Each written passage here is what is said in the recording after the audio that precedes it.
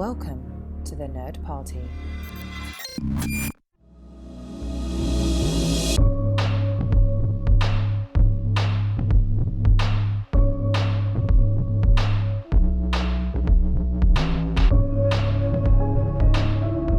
Greetings, programs. Welcome back to Houselights, our director discussion show here on the Nerd Party Network. Today, we are entering the wing of Tron as we cover the two films of the Tron franchise, which kicked off in 1982 with director Steven Lisberger. I'm Darren Moser, and I am joined again by my friends, the MPP Master Podcast Program, Tristan Riddell, and my favorite program, He Fights for the Users, John. Yes. Gentlemen, I hope your computers aren't situated in front of giant lasers because who knows what will happen as we talk about 1982's Tron. Yeah, that part right off the bat, I'm like, why? Of all the places to put the terminal. Hang on 1 second. The guy with the giant 3D printer in his house is telling me not to be situated near like big lasers and stuff like that. True. I do have a laser in danger here in the back, but it is not like aimed at my desk. I know it's not aimed at the back of his head. It's an innocent time in 82. People aren't thinking to look for lasers and stuff like that around every corner. It's not like today. Tron OSHA is going to be like, now wait, where did you put the laser and where is it aiming? Well, how could he know? Now, granted, the story would have been much different if there was no laser, but so we're glad it's there. So this is the 1982 Tron, released on July 9th, 41 years ago, just like another small little film, Star Trek II, which we seem to like this year. It was a good time for the beginning age of CGI, and we all know where that went. But so, John, we're going to start with you. Do you recall the first time that you activated your program, logged into the MCP, level 7 access and all that? Was it in theaters or was it a little bit later? I'm pretty sure it wasn't in theaters because my memory is that this was a video rental. We were early adopters. My dad loved movies, and as soon we were the first people on the block with a VHS. Okay, we had that 10 to 20 pound VCR ran without a problem for decades. It is literally one of those things where it is that guidepost of, back in my day, they made things to last. Well, honestly, this VCR lasted for literally 35 plus years without an issue, and you could have killed people with it. So it was the best of both worlds. But yeah, this would have been a rental. And my dad, I applaud you for saying VCR and not VHS player, which so many people do ever since DVD came out. It's DVD player, Blu-ray player, and then all of a sudden we rewrote history to call it a VHS player. So I applaud you for using it correctly. Well, thank you. But I will point out my dad was one that went for VHS. He knew that was going to be the winning format. He had no time for beta. And so this would have been a rental. I know for a fact my dad would have been the one to get it. This would have been right up my dad's alley. And we would have I remember seeing it. And as a kid, it was fascinating to me.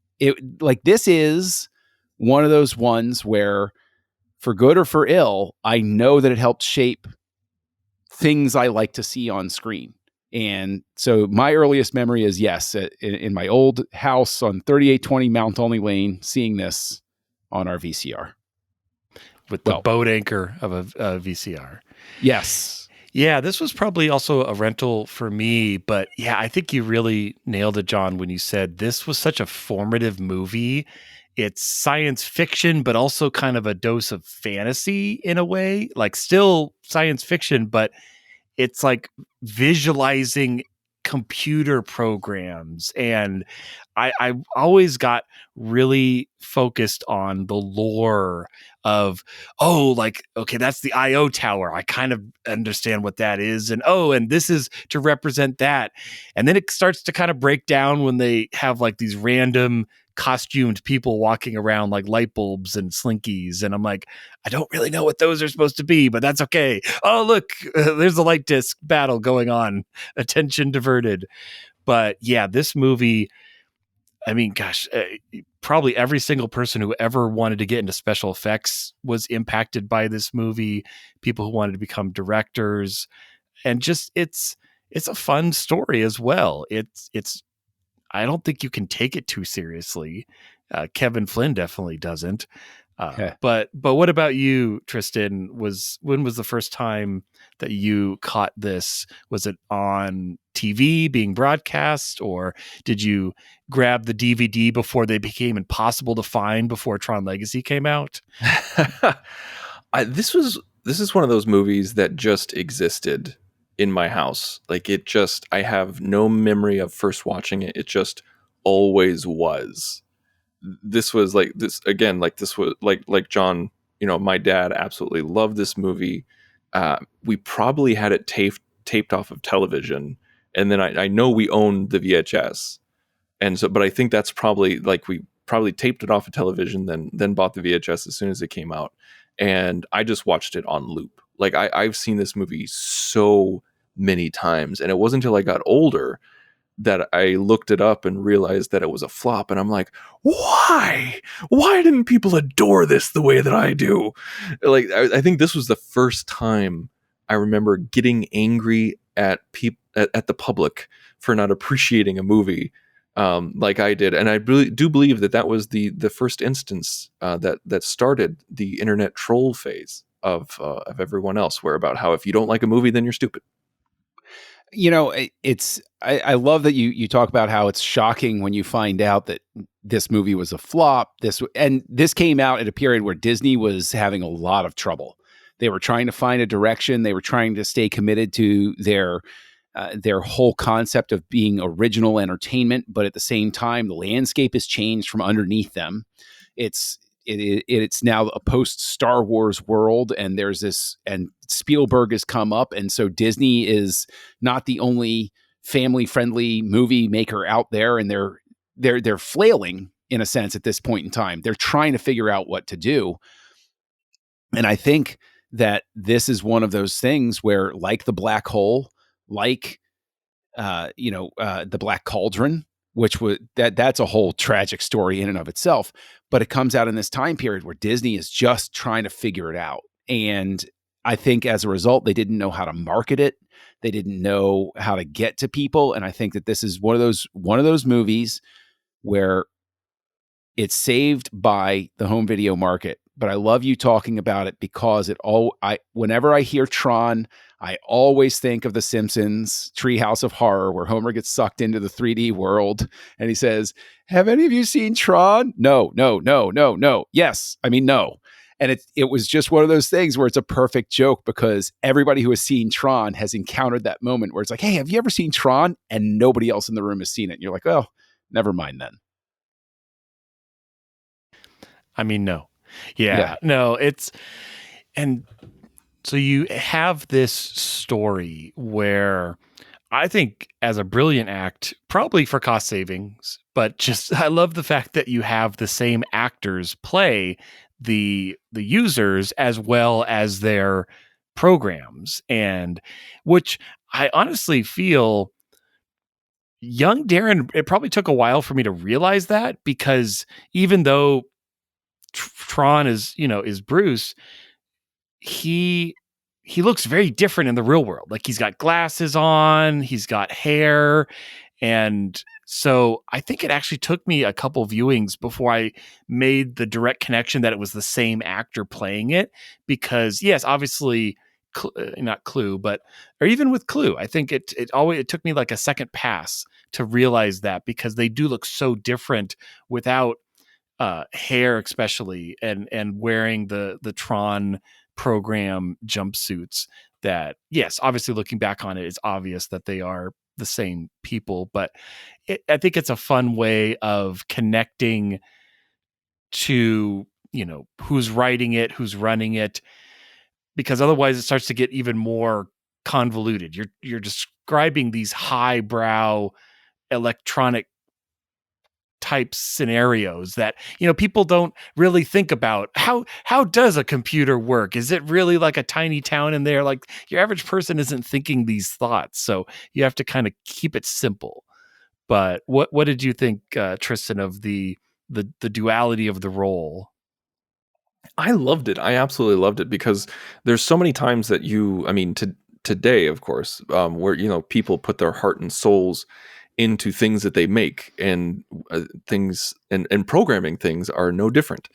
And so the idea that something like, if you made a program, it has a piece of you in it and it looks like you, I think it just absolutely makes sense. And it's definitely a cost saving measure, but also at the same time, it helps the audience, where when like when you see Tron, and for those of us who did recognize Bruce Boxleitner, when you see Tron, you're just like, oh wait, that's Tron. That has to be Tron. Like, even though he's pointed out and he's like, oh yeah, like Ram says, like that's Tron and whatnot. He does have a T on his chest. That helps a lot. So that helps a great deal. But when we see Clue, it makes sense. And it always felt weird to me, because when we first hear Clue, it's very like affirmative. Yes, let me, Adam. Like, it's very robotic. But then all of a sudden, it kind of transitions into much more Jeff Bridges, and I lose it. Even though I've seen it dozens of times, I lose it and laugh so hard every single time Clue screams his head off. He's about to crash. Yeah. It's just so genuine and so hilarious that it just makes me think when I'm running a computer and I open like the Taskmaster and it's showing like my impact of my CPU, and I see it jar up into the 90s. I'm like, that's the computer program screaming like Kevin Flynn because it's really upset right now. I think with general audiences, though, that there's definitely a Wizard of Oz aspect to the dual casting. And I think, naturally that makes it work really well. Oh, that's true. That's true. But I think that it does, or did, potentially cause a problem for some members of the audience, because the name of the movie is Tron, but Kevin Flynn and Clue are your main characters. And so I think that would also have created some sort of a disconnect for people. It would have been challenging for them, because that's just how we're wired. We're wired to have, the name of whoever's in the title be. Yeah, it's the same thing that throws people off with The Last Samurai. It's like, it's not about Tom Cruise. Okay, he's the main character, but The Last Samurai is Ken Watanabe. Okay, that's who it is. The Legend of Zelda. I mean, how many times do people think that? Oh my gosh, Link is Zelda? Because why would he not be Zelda? And same concept. It's Zelda's legend. Am I not playing Zelda? Same exact. Yeah. But I do think that is one of the things about the fantasy aspect, about taking it into that Wizard of Oz sort of thing, is really interesting. But I think that another challenge for the audience, especially the children in the audience, is what a parable for adult career pathing this movie is. Yeah. Like, that is, I honestly think probably my dad, probably other dads who watched this movie in 82, they are right at that age where they realize they're trapped in the machine. And it's very invigorating to say, oh, wait, no, we could have individuality in this giant, machine that's all set up. But additionally, I think this movie is just a couple of years too early, because 2 years later, you have the famous 1984 ad with Mac, and all of a sudden the personal computer revolution happens. Yeah. If this had been released in 84, I think this movie becomes a hit. I think you're right. Yeah, it was interesting with Dillinger. Again, another for young Darren, like recognizing that David Warner played both roles, because they do look very different. If it's literally just the face and one is like a charcoal gray, but it was real. I don't know if it was intentional, but it made me think of Ready Player One, and the key villain in that has a very Dillinger haircut and look.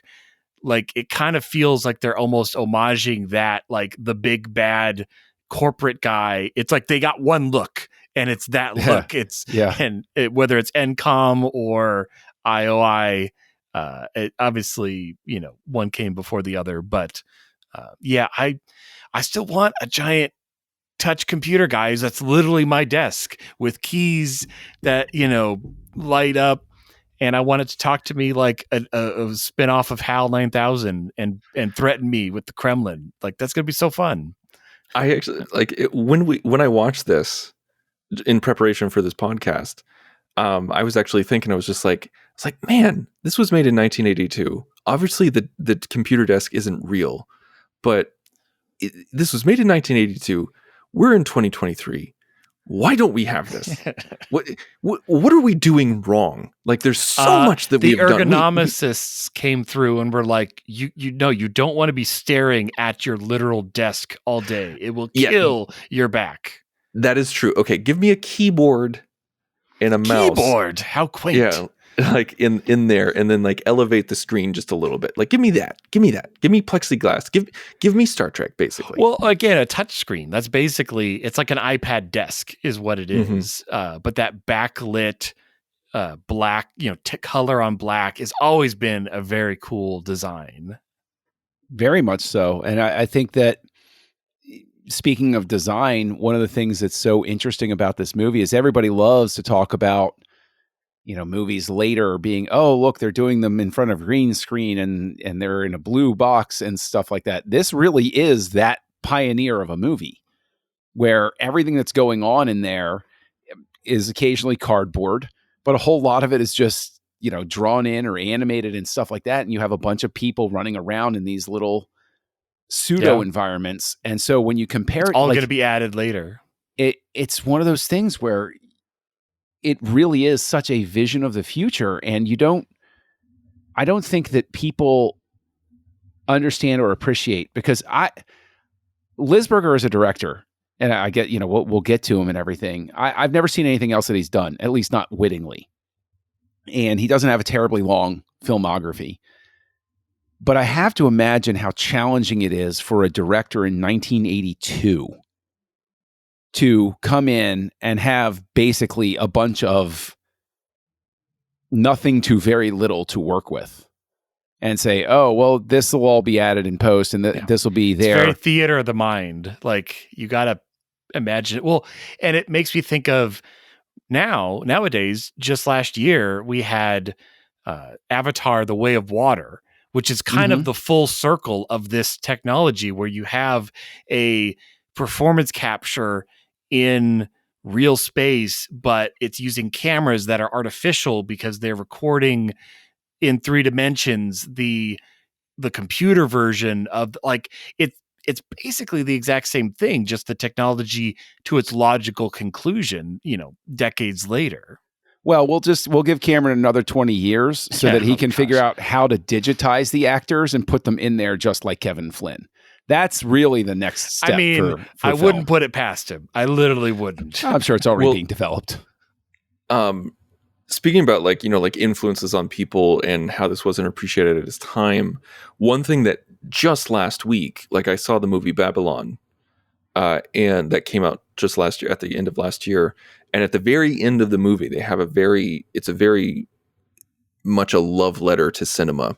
And they have a montage at the end of key cinematic moments that kind of altered history, the story, the artistry, the technological aspect of it. Yeah, Jason and the Argonauts, like all those, stuff, we all know stuff like shots. that. Like, even like the moon shot, like the the winking moon with the rocket in his face, and everything like that. Like the plated glass that was colored with the dancing pixies and everything like that. But they had a shot of the light bikes. Yeah. Yes. In there. And that was just before the first Avatar, and so I was so ecstatic that was in there. Now, obviously the people, this was made by filmmakers. The movie is made by filmmakers, and filmmakers understand how Tron changed everything and changed so much, and how pivotal it was. Even though it wasn't appreciated at the time, it was pivotal in cinema. And I'm so glad that was seen in a modern movie. And because in the same year, 82, you also had, like we stated before, Star Trek 2, which had computer effects for the first time as well, with the, some of the on-screen shots, like the computer, or not the computer, but the Enterprise's main view screen, and describing the simulations, the Genesis effect on the planet, that whole composition. But I think in a way, Tron is almost more impressive because it is merging live action and that's Disney's bread and butter. They've been doing it since Mary Poppins, and if any company is going to handle that, it's going to be Disney. Well, what's crazy to me, and something that I didn't realize when I was younger, is that there's no CG and live action that's true in the same shot. And it's just amazing how well they tricked your brain into thinking how integrated everything is or was. Because whenever you see a live action person, it's an animated background, as in like hand drawn. Right. And it's not, and it's like you said, like with Mary Poppins, it's that kind of that kind of integration. And like so many people were like me who didn't your brain got tricked. And then when you read about the lengths that they went to get the glow on their suits, it's insanity. Yeah, it's insanity. It does not sound fun. How they composited at sometimes 16 to 24 layers of film and then shone a light through a gel as the film was running to get that unique effect. That's just crazy town. I think that's also why the light cycle of all the CG moments really stand out, is because it is the closest to having, like, they're tricking you, but there's those few shots where they're inside the light cycle and you see it. And again, that's obviously a very tight close-up shot and not CG animated. It's like traditionally animated over them inside the cockpit, but you see the light on the window go. Yeah, but it's intercut so perfectly that you would almost believe like, oh no, that was CG around this. Like, no, remember, there's no shots of both at the same time. So let me ask this question, because I think it, look at the work of directors sort of thing. Lisberger, obviously, like I said, it's not a name that people really toss around. They might talk about Tron, but they don't talk about the director.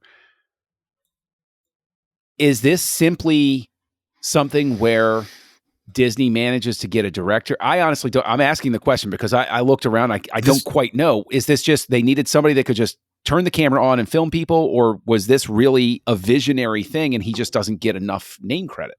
This Tron was his baby. Yeah. He shopped this around, and it wasn't until they got the technology, the look, put a lot of time and money into the R&D, and it didn't go quite as far as it needed to. But then, Disney was like, okay, let's make this a picture. Let's put the actual money behind it that it needs to come together.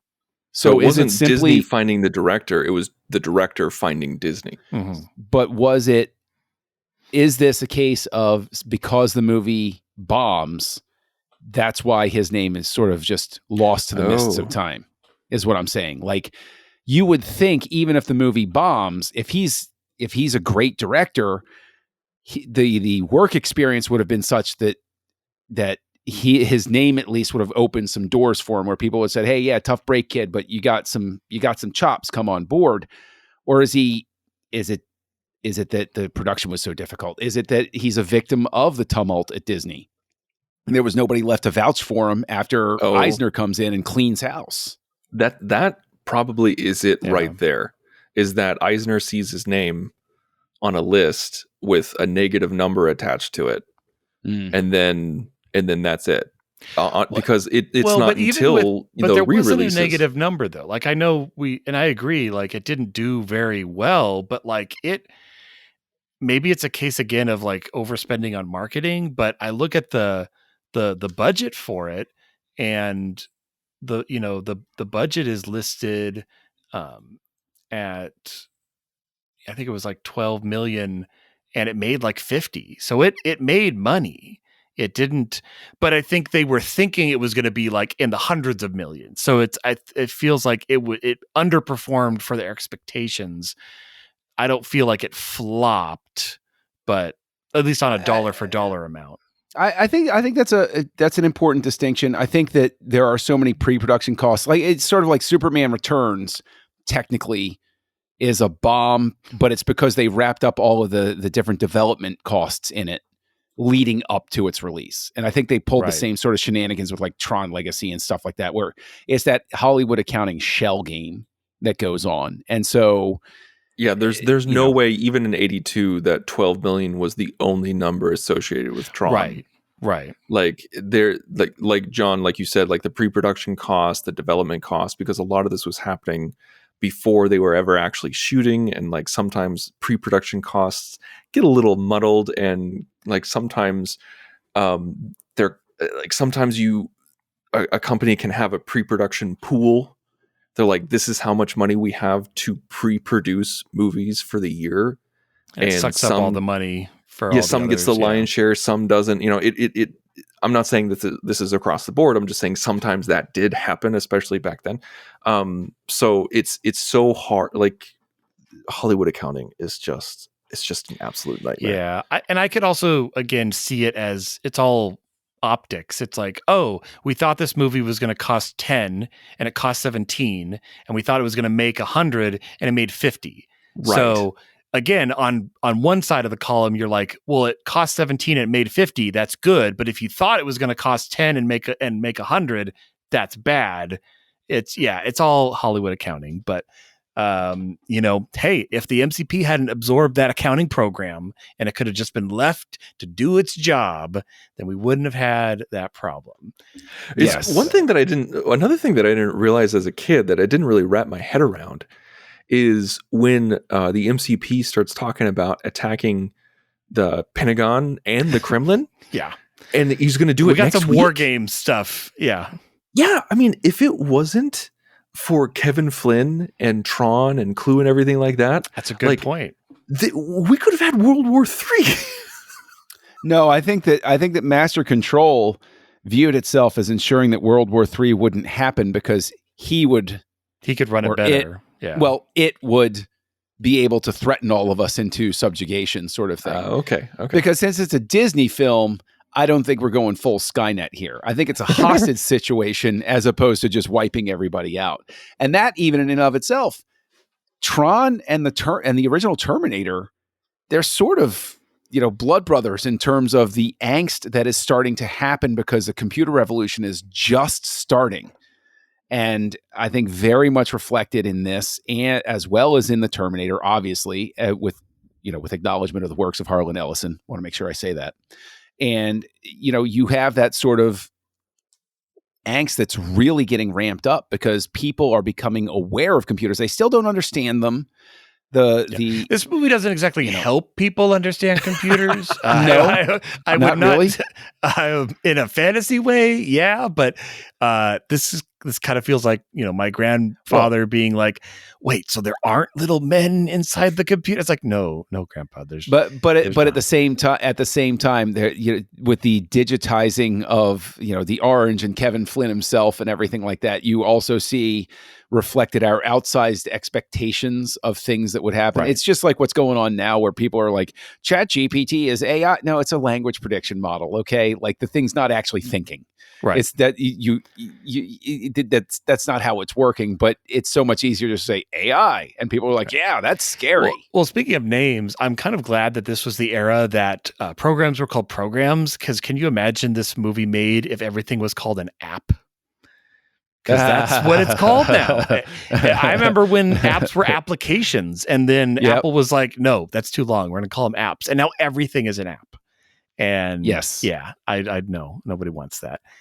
Well, let's talk some of the characters. So we have Jeff Bridges, the dude, Kevin Flynn himself, who apparently just needs to find a memory, and he can become a millionaire. I guess that's what I took away from the plot. But by movie logic, by movie logic, because apparently you can't delete it. Like that isn't possible. It's somewhere in the system. Deleting doesn't happen.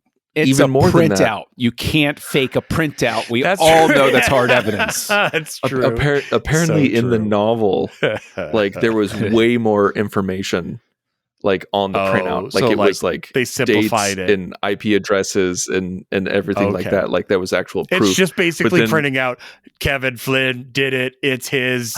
He's give him money. Oh, well, the MCP said so. It's go take that to the bank. But that's what I was talking about. Like with movie logic, is that all of a sudden he's the executive VP. Yeah, like I'm sure the board is like, well, the MCP told us that you're the new board member. It's like, no, like you defeated the bad guy who had this position, so now there can be only one, and so you assume his power. Jeez. Well, right. That's how the corporate structure works, according to television. Listen, that's not just Tron. Isn't that happened? What happened with Bob Chapek? It's the exact same thing. The MCP booted him out, and Bob came back. No, I'm just kidding. No, I just want to say I did like Bob Chapek's hairstyle. I did like it better than Iger's hairstyle, but he was that's a whole. That's because it's your hairstyle, John. Yes, that's true. That's exactly what I was. Yes, exactly true. But I think that. But what do you guys think of Jeff Bridges though? Like, is he a good everyman? Is he a good lens that we see this world through? Because that's really his role. Like, he's the man out of water when he's in the computer program. Yeah, I mean, it works. Yeah. Oh, go ahead, John. No, I think we're going to agree. It works. It works reasonably well. You need your outside character that you can introduce the world to, and there's a reason he doesn't understand everything that's going on. So we need him there so that we can start. They can explain it to us without making it sound clunky and weird.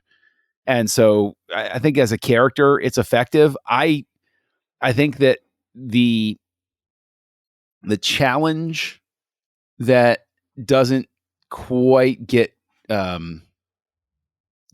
met is introducing him as Clue and as Kevin Flynn early, and then having him be Kevin Flynn and then become Clue. I think that gets a little muddled in terms of structure and balance between the characters. And I could understand, I think as a kid, I didn't really get that Clue wasn't him when he crashed into the wall. It was very confusing as a kid, where it's like, wait, didn't he die earlier?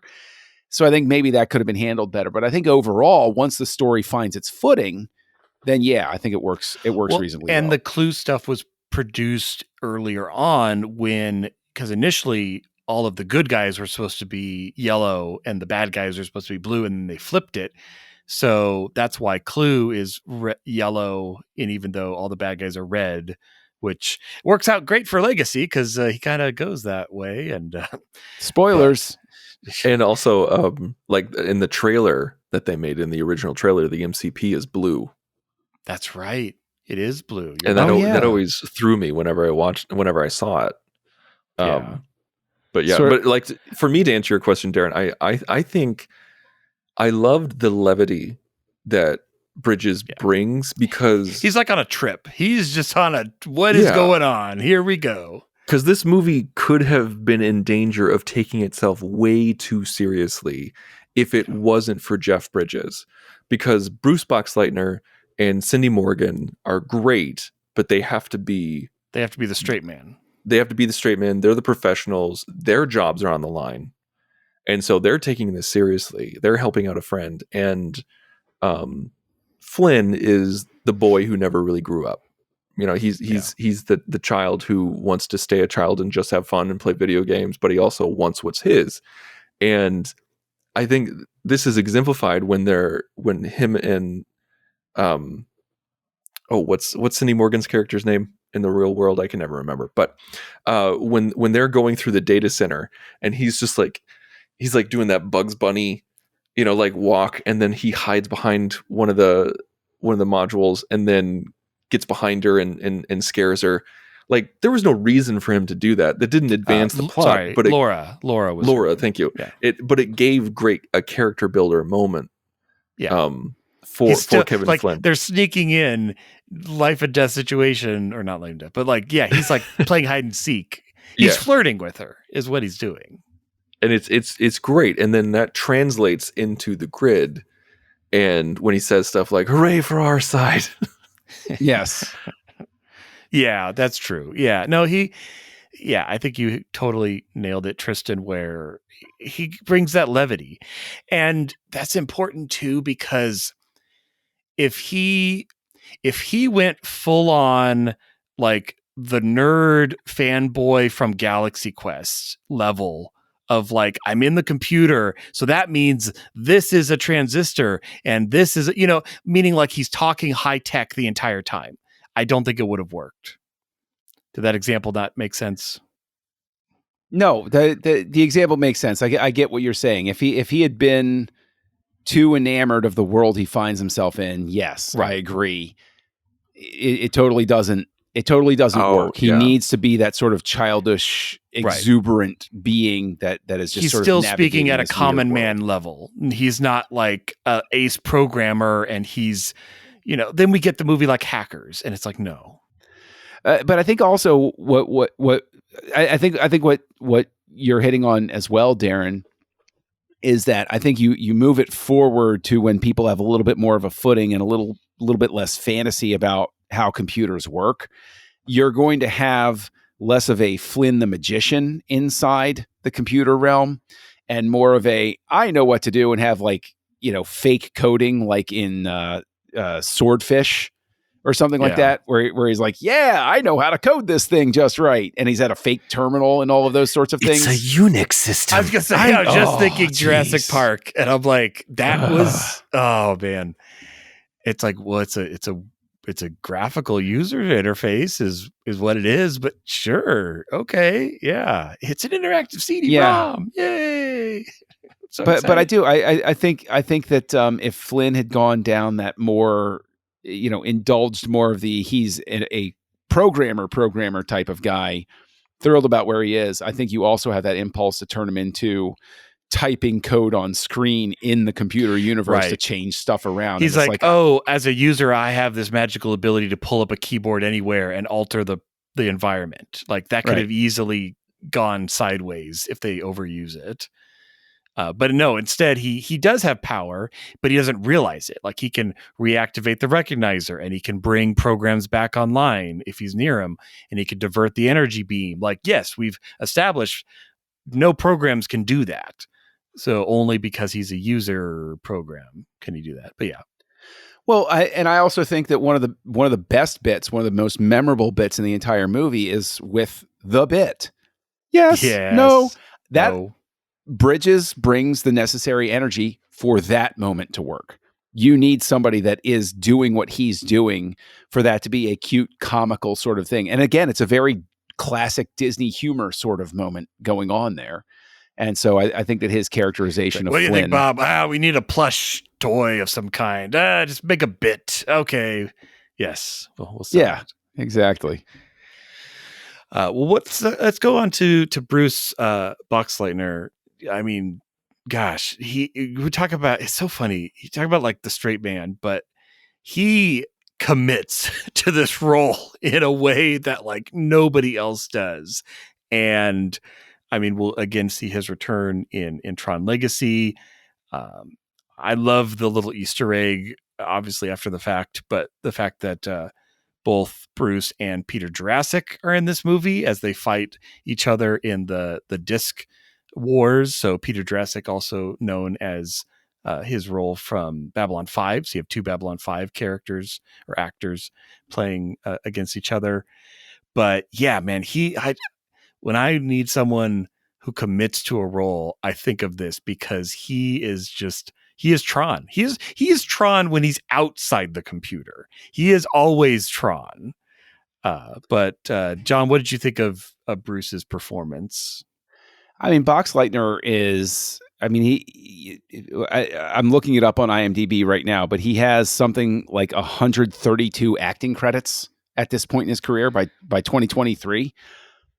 Would I expect anything less from somebody that is, he's a pro. He knows how to show up, hit his mark, and give the director what he's asking for. Yeah. And it's like, so he walks on, and I think it's a terrific attribute to the film because you're talking about, well, he's playing this character. He's very clearly defined. If Tron doesn't work, the name is the title of the movie. If Tron doesn't work, the movie doesn't work. Kevin Flynn is allowed to be carefree and silly because Tron is not. Because Bruce Boxleitner anchors him and gives the sense of stakes and importance to, everything that's going on around them. I love the love that you gave Boxleitner, because I always feel like outside of the industry, he's unappreciated, but within the industry, he is, because he is exactly that person that you described. He shows up, he knows his lines, hits his mark, gives that charisma that's needed, goes home. And he's not a movie star. He's not a TV star. Like he's not a mega star, but in the genre realm, we all know him, we all love him, and he gets tons of work all the time. So he must have a fantastic reputation, and be good to work with, and be good exactly, and be good to work with. And so when he shows up in this, like I thought he did a great job as in the real world and on the grid, and I felt like it was different enough, but not completely polar opposites. Where like you still, right. I'm a nerd in real life, but in the computer, I'm the suave Tron that everybody loves. Like, no, not quite. No, like this, like it wasn't polar opposites, and it absolutely worked. And it was even, it's not called Kevin. The movie's not called Flynn. You know, it's called Tron, and you need someone who is that hero-esque protagonist, where like Flynn is the hero and the protagonist of our story. Tron is kind of the archetype. Yeah. No, you're right. And I also, a bit on the directing again, and this is maybe more just the story, but I like the fact that once we go in the computer, we're in the computer. We don't leave it until he comes out at the end. Files are in the computer. But that I would feel like nowadays it would be so easy to be like, we want to tell a dual story and we're intercutting inside outside, and it works so well from the moment we're plugged in, we stay there the entire time until. And even when Tron talks to his user, we just hear him. Like we don't see him. We're not at his desk. We're not at his cubicle. We just hear his voice. It's great.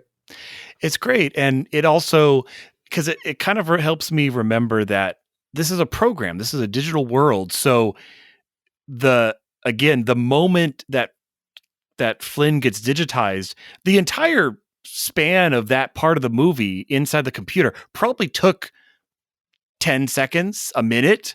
Like it didn't take the days or the hours. It felt like time passed. So when they're all like, oh, I got to get to that IO tower to communicate with my user, I'm picturing in the real world, Alan's like about to hit the enter key, like, because like that's how it's moving. It's different time scales. If Christopher Nolan did this movie, you would have an entire subplot of just Alan going to hit the enter key that would just be going through the entire film.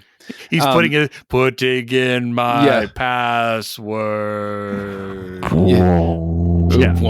Yeah. Well, that's just the sound one of the minute computer is 1 millisecond inside. But the thing is, while we're talking about, the actors, it is really worth pointing out that Cindy Morgan, who plays Laura Yori in here, she was in Caddyshack as Lacey Underall before this, and in a sense, it's one of those things where I think that it's a testament to how versatile actors and actresses need to be, that she can go from this zany comedy movie that is, it is an absolute farce of a movie. It's crazy. It's all over the board. Everybody's playing caricatures. And then she actually has a pretty rooted role here.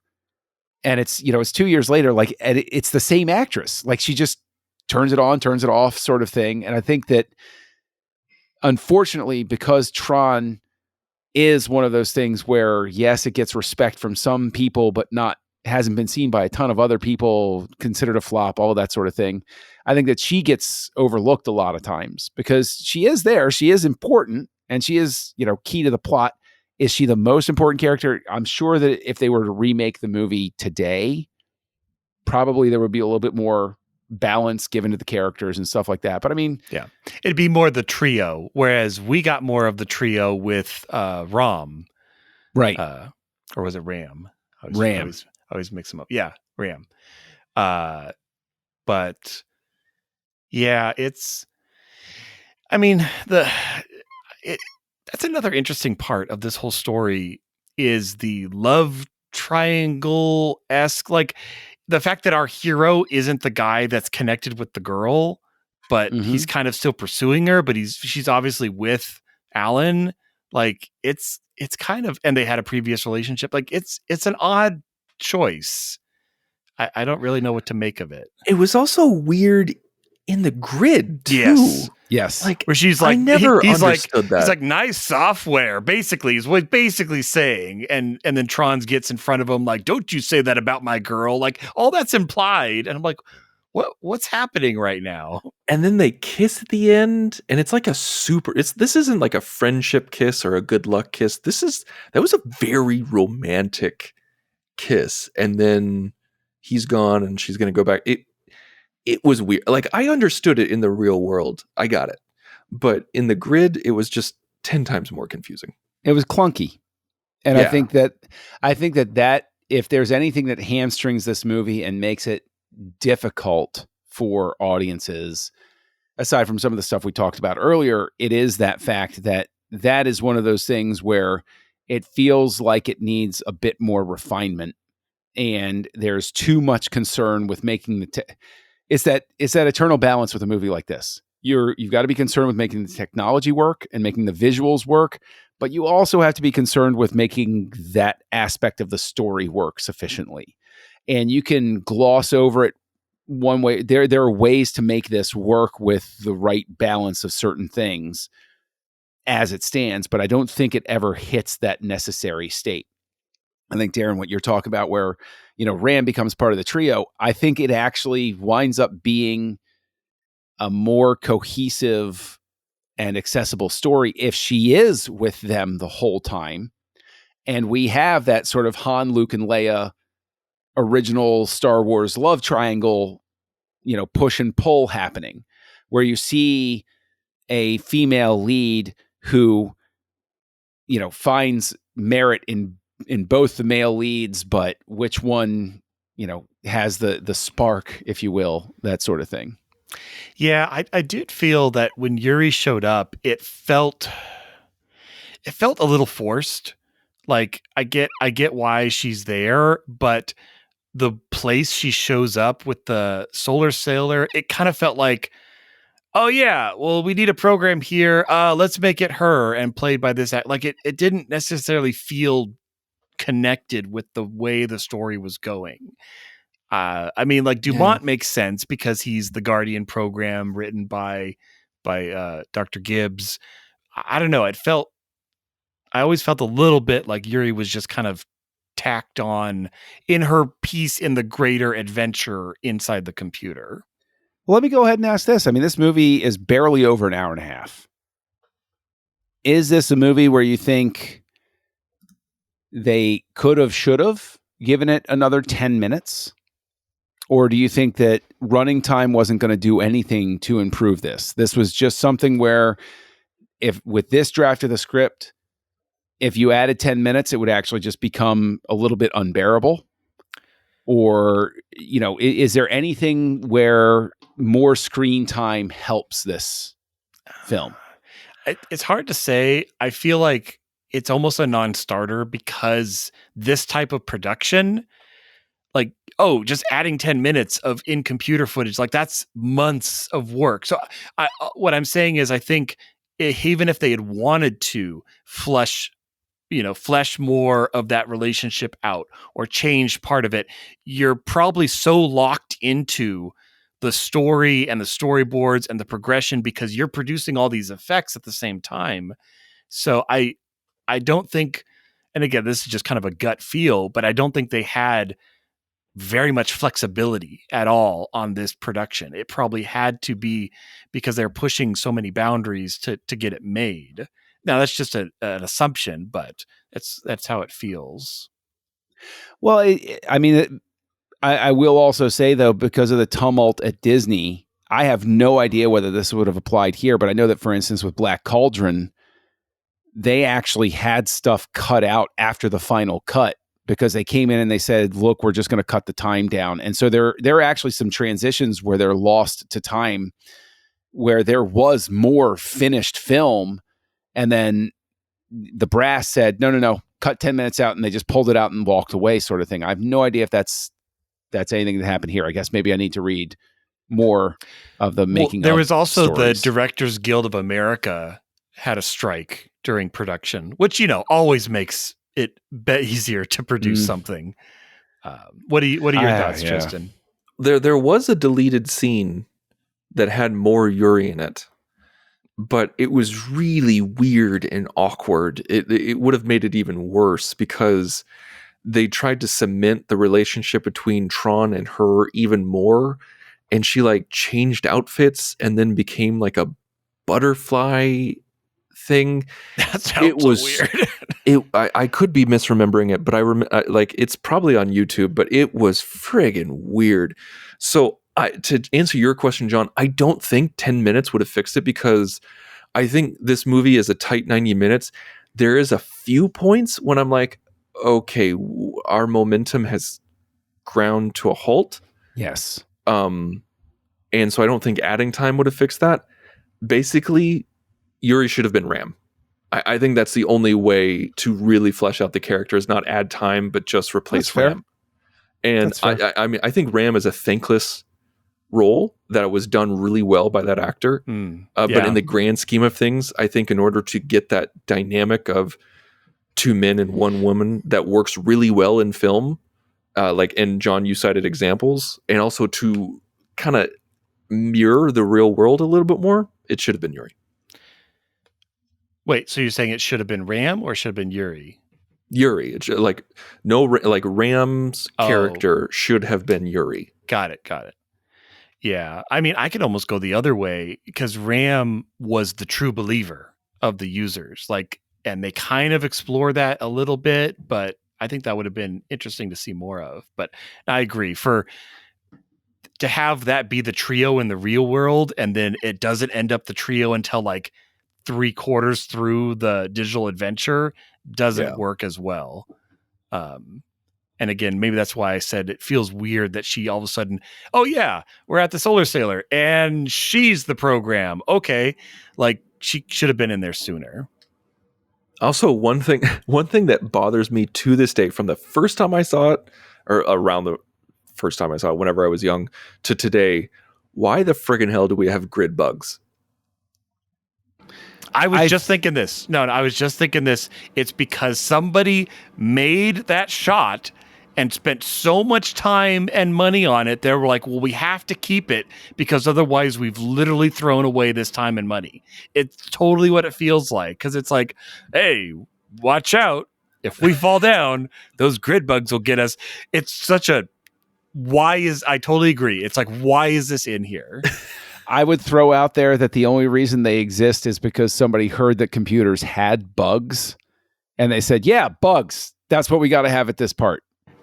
Well, and it's traditionally animated though. Those aren't CG. I'm pretty sure they're not CG characters. So pretty sure it's traditional 2D. Maybe they needed an extra 20 seconds of runtime to make something balance and they kept it in. I totally agree with you though, Tristan. It feels, why is this still, I honestly, it's got to be money and sunk cost where people were like, well, we can't take it out. We spent 2 months animating it for some who knows reason, but yeah. All right. Well, as we're rounding third, heading towards our IO tower to communicate our ratings out to our users. And of course, as we traditionally do when we wrap up with our ratings, we are allowed to share any other things that we have missed or haven't spoken on with this particular program. But John, let's start with you. How many IO towers are you giving Tron from 1982? Now, as I love to say, regardless of what my stars rating or my IO towers rating is, it's a 5 with how much love I have for it. I love this film. I rewatch it regularly, not as regularly as other things, but I do rewatch it on a fairly regular basis where it just has that magical pull for me. There are plenty of movies I saw as a kid, like Iron Eagle, where I don't rewatch them ever again because, I don't want to. Although the theme song for that is really great. But I think that this is just something where I'll always feel that pull. I always have trouble giving it a rating, specifically because I have that affection for it. And sometimes I feel like I'm going too harsh because I'm trying to overcompensate for it. And then sometimes I feel like I'm being too easy on it because I don't want to overcompensate. So I'm going to say at the end of all of that after this specific viewing, and this does fluctuate over time, I'm going to wind up giving it a 4. I usually end somewhere either at a 3, 3.5, or 4, depending on how grumpy I am. And I know that's a lot of fluctuation, but just recognizing everything that it gives and accomplishes and seeing it for that sort of sense of wonder and promise about what computers were going to give, as opposed to all of the flame wars I went through in the Usenet days, the early days of the internet, I'll go ahead and give it a 4 this time because it gets extra credit for being just so darn charming. No, it's true. Well, Tristan, your decision gate is up and I can spare you no more time. What is your rating for this viewing of Tron? One thing that I want to mention, like upon this viewing, when I watched this, and you guys might laugh at me, the listeners may laugh at me, but I feel like if this movie was released today, it would do just fine. And I'm talking about kind of retro era kind of feel. Yeah. Yeah, exactly. Like with the same type of graphics, same type of music, same type of acting, everything like that. I feel like if it just like minor things, of course, would be changed. Like the matting would be a little bit better. Like, like the outlines would be a little bit crisper, just things like that. But if it was the same art direction, costuming, everything else, I really feel like this would not be a joke. I think that this nails the style and the tone so well for its time. It knows what it is. And so it doesn't, again, you may think I'm sounding ridiculous here, but this doesn't date itself that well because it has such a unique style. It kind of doesn't. Yeah, I agree. And like, yes, if it was made today, it would look like Tron Legacy. Like we all know that. Like it would look more like Tron Legacy than it does Tron. But if you wanted to give it a retro feel of the burgeoning days of computers, this is what you would make it look like. And I think the beauty of that is that there is no uncanny valley. There's no CGI in the grid that's trying to be lifelike. There's no Lawnmower Man special effects. Exactly. That is exactly right, Darren. Thank you so much for bringing that up. There's no Lawnmower Man special effects. Yeah, because that dates Lawnmower Man like an anchor around its neck and drags it down. The only thing that I think is a little weird and dated is the MCP face. I was thinking the MCP face, yeah. Like, I think that's the only thing. That's the only time that we really see a face with eyes and a mouth and everything like that in the grid that's computer animated. And like if it had been a waveform that only fluctuated when it talked, like no anthropomorphic at all, I think that would have been even better. Absolutely. That's exactly what I'm talking about. And and how rare is that for a special effects movie to say like, oh, this is kind of timeless because of the rudimentary graphics that it is, and because of the absence of the uncanny valley. And it's just, I'm kind of like John here, where this is a 5-star movie for me when it comes to enjoyment, but it's almost impossible for me to take off my rose-colored glasses because I was raised on this movie. My dad loves this movie. I have so many fond memories of this movie, but watching it this time, I really tried to have a critical eye and look at it outside of myself. And with the pacing issues that we kind of talked about, where we didn't really nail it specifically, but like with Ram in the middle, when he dies, or when like they find the energy water and everything like that just grinds the movie to a halt. Like, oh God. like I think those are fun scenes, but at the same time, you're like, oh my gosh, okay, you don't have a lot of time to work with. You don't have a lot of real estate. And like the friggin' grid bugs, the lack of that threes dynamic, it's just like I think there's there's a lot that works and there's some that doesn't. Like when you look at the behind the scenes of it and look at the work that went into it, which we talked about, like with the compositing and the hand painting, it just is insane how much of a love letter this is to sci-fi and to technology. I give this 4 grid bugs out of 5 because I can't imagine giving it any less. I know that this movie was not appreciated in its time. It wasn't until the home video market. And one thing I do want to say is I watched this on the 2011 Blu-ray. That was an anniversary edition. Holy crap! So much love and attention to detail was put into that transfer. That is a friggin' good transfer. It is crisp. It is clean. It is, you can really tell that they shot this on 65 millimeter. And now obviously it's a lot easier to restore something when you have a large format, even though it's, from 1982. If you haven't seen this on Blu-ray, like watch it on Blu-ray or at least watch it on Disney Plus if you can. No, yeah, it makes me think when we were talking about Dante of the '80s and like explorers. Like I there's a huge dose. Now that was a few years later in '85, but there's a huge dose of like nostalgia and just that era, that mid early '80s of just trying new things and a bit of fantasy again. Like the technology is there, but the man pulled into the computer is fantastical. And that's a fun aspect of the story. I think I agree with everything you guys are saying. It is for what it is. I mean, you even said it, Tristan, it shows up on every pivotal moment of special effect reel. Like it has to. You can't not count Tron.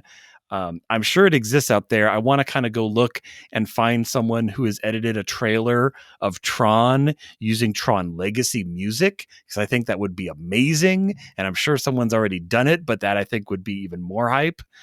Did you see somebody did that with Star Trek: The Motion Picture? With Tron Legacy music? With Tron Legacy music. Oh, okay. And they cut it down. It's like it's 15 minutes.